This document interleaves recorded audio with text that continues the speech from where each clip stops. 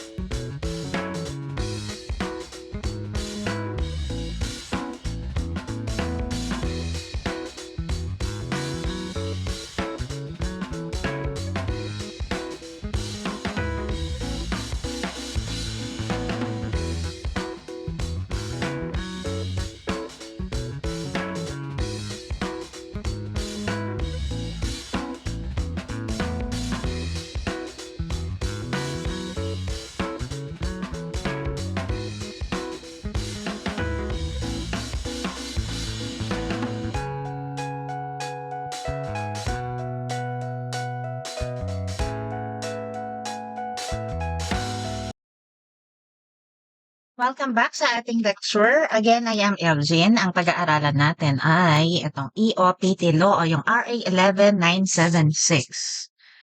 Ako ay isa sa minalas na nagbayad ng 500 pesos. Kasi first week pa lang ng January, nagbayad na ako. January 3 ata. Tapos January 3 or 4, ganyan. Basta bago yung basta bago ko nabasa na meron na palang na signed into law na EOPT, nakapagbayad ako. Tapos na nakapagbayad ako, dalawang business pa naman yung binayaran ko. Yung AA Santos at saka yung PTAB CP. Tig 500, di 1,000 ka agad yun. Tapos basa-basa ko dito, wala na palang annual registration. Ang tanong dito ng mga tao sa sa no more annual registration fee, yung 500. Yung kung yung mga bagong registrant, magbabayad pa rin ba ng 500 pesos? Kasi ang tanong dito, yung annual, di ba? Paano, di ba pag sinabing annual registration fee, yung recurring na siya. Parang yung after mo magpa-register next year, yun yung start ng annual registration fee. Sinagot yun ng RMC 14 2024. Kasama doon yung dito mo mababasa. Kasama doon, ito yung new business. Cease. Nandito yung salitang cease. Pag sinabing cease is stop. Ito. Nasaan yung salitang cease? Saan ka ba nabasa yun? Wait ha, palalakihin natin nang makita natin yun, no? Ito, yung salitang will cease collecting. Pag sinabing cease, ayan, stop collecting yun. Ng mga sa pinahihirapan pa, yung ibang tao nga hindi naintindihan ano ibig sabihin ng cease. Dapat, sinabi na lang, stop, no? Stop. So, ang sabi dito, will cease collecting the annual registration fee o yung ARF effective January 22, 2024. Yung January 31 at a later date ng January 22. So, pasok sa deadline, pasok sa banga. Kaya yun 'no, yung mga deadline driven magbayad minsan maganda yun. Tingnan niyo, hindi niya na kinakailangang magbayad ng 500. Dun sa dalawang nabayaran ko, 1,000 din yun, pang-Shopee ko or Lazada ko sana yun. Ay suki kaya ako. Suki ako ng Lazada at Shopee, 'yan. Okay, ang sinasabi dito yung mga gustong magpapalit, hindi naman sinasabing 'no, yung mga gustong magpapalit ng COR nila, meron kayong chance na magpapalit on or before December 31, 2024. Yung gagamit naman dun sa kanilang existing na COR, 'yan, anong mangyayari? Will retain its validity, 'yun. Kung magpapapalit ako, wala akong balak magpapalit, 'yan. Kasi by law naman wala na talaga yung by law wala na talagang ARF, repealed na 'yun, repealed na siya.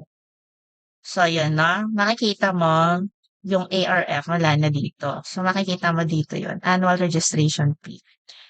Ang compliance dati, ang annual registration fee ay nasa 236. Nasaan ba? Saan ito? Annual registration fee. Nasa yan section 236. Hindi mo na siya mababasa. Section 116,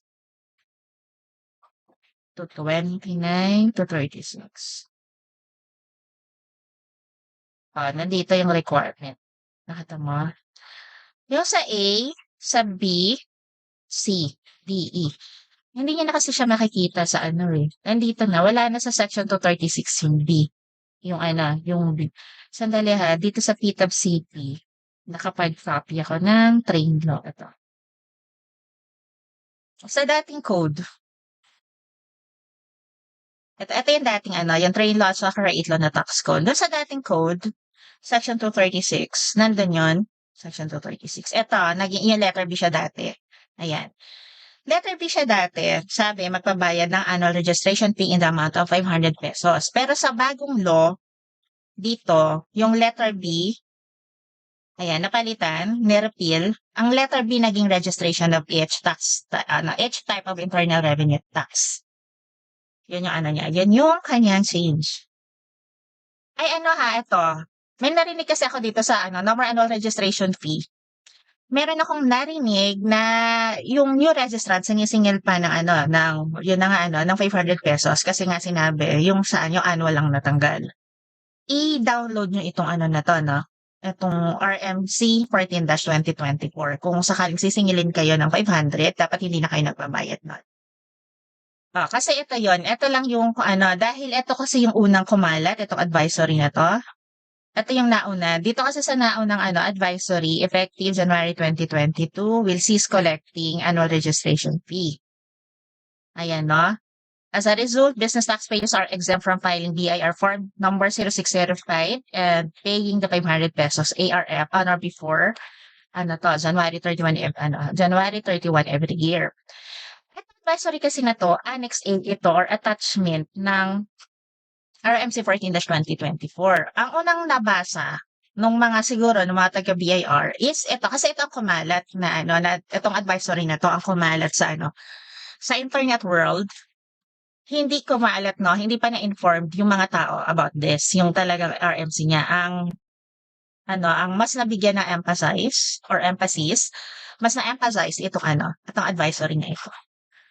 So, yun, sa ibang mga RDO, naniningil sila ng 500 sa mga new registrant. Dapat hindi na. Kasi ito yun na, sabihin yung RMC 14-2024. Kasama yung mga new registrant na hindi magbabayad ng 500 pesos. Alright? With that, I'd love to know what are your takeaways in this video. Please comment them below. If you have questions, please leave them in the comment section below. I'll try to answer them or feature them in my Q&A videos.